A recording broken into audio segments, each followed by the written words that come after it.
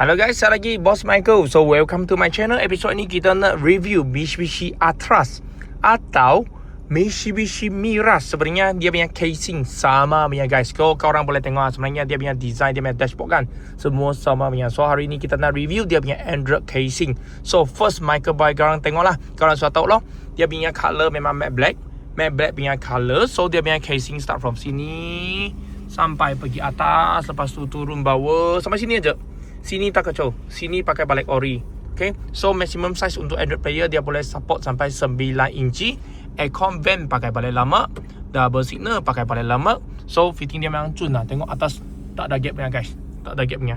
Okay, sangat cun. Untuk korang sesiapa yang nak purchase produk ni, Michael akan bagi you satu socket plug and play dengan satu Mitsubishi Atras punya casing. Okay, so korang sesiapa minat boleh beli dekat link bawah. Okay guys, jangan lupa follow Boss Michael dan terus sihat.